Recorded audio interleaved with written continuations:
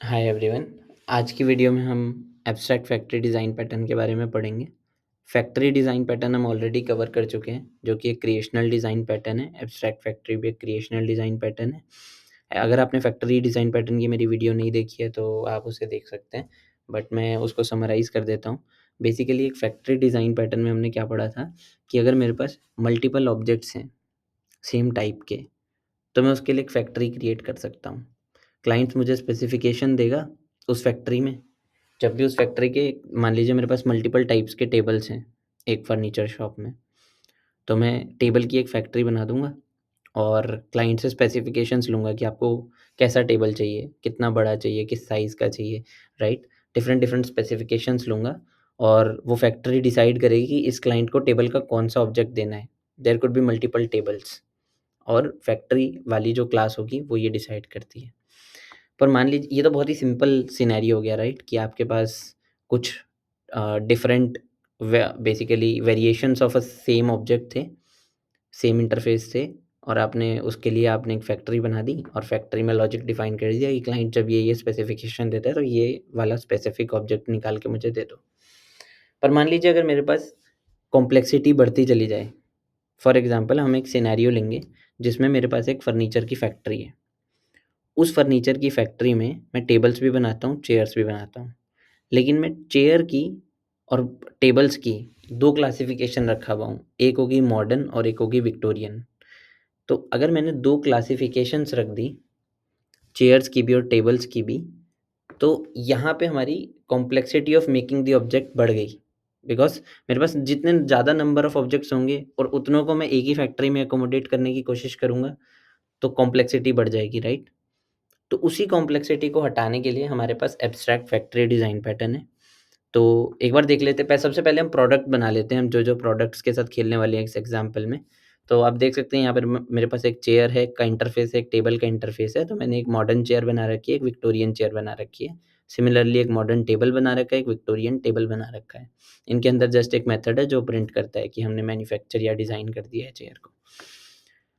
तो ये हो गए हमारे ऑब्जेक्ट्स। अब इनको हमें फैक्ट्री में क्लासिफ़ाई करना है। जैसा कि मैंने आपको कहा कि आप एक फैक्ट्री से भी सब कुछ कर सकते हैं। आप एक ही फैक्ट्री बनाइए, उसमें डिफ़ाइन कर दीजिए, क्लाइंट ने स्पेसिफ़िकेशन दी कि मुझे मॉडर्न में चेयर चाहिए और मुझे सॉरी, क्लाइंट ने स्पेसिफ़ाई कर दिया कि मुझे चेयर चाहिए और मॉडर्न चाहिए, तो आप बेसिकली मॉडर्न चेयर का ऑब्जेक्ट दे देंगे उस फैक्ट्री में। अगर क्लाइंट कहेगा मुझे चेयर चाहिए और विक्टोरियन टाइप की चेयर चाहिए, तो आप ये वाला ऑब्जेक्ट दे देंगे। बट वो वाली फैक्ट्री बहुत ही कॉम्प्लेक्स हो जाएगी। हम सिर्फ एग्ज़ाम्पल की बात कर रहे हैं तो यहाँ पे 4 ऑब्जेक्ट्स में फैक्ट्री कॉम्प्लेक्स नहीं हो रही है।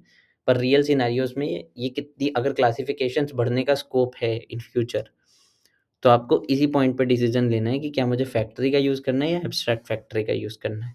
तो ये तो हो गए ऑब्जेक्ट्स हमारे एग्ज़ाम्पल में, राइट? अब एब्स्ट्रैक्ट फैक्ट्री देखते हैं हम क्या करेगी। एक फैक्ट्री होती तो वो ये सारे ऑब्जेक्ट्स ही वेंड कर रही होती based on some logic, correct? पर यहाँ पे हमने बना दी एक एब्स्ट्रैक्ट फैक्ट्री।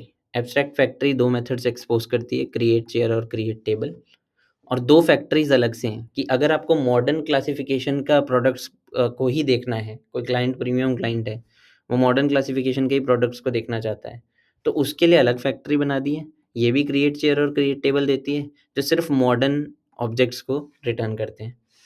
फिर हमने एक एक एक जो क्लाइंट है जो सिर्फ़ विक्टोरियन स्टाइल ऑफ डिज़ाइन को प्रेफ़र करता है, उसके लिए हमने अलग से फैक्ट्री बना दी है। तो स्पेसिफ़िकली क्लाइंट उस फैक्ट्री पे जा सकता है और उससे अपनी चेयर और टेबल्स को क्रिएट कर सकता है। Got it? तो यहाँ पे हमने एक बीच में एब्स्ट्रैक्ट फैक्ट्री लेयर ला दी, जिसको कि डिफरेंट डिफरेंट फैक्ट्रीज़ इम्प्लीमेंट कर रही हैं और उसका क्रिएट चेयर और क्रिएट टेबल बेसिकली का इम्प्लीमेंटेशन यहाँ पे दे रही हैं। अब एक बार हम क्लाइंट का कोड देख लेते हैं।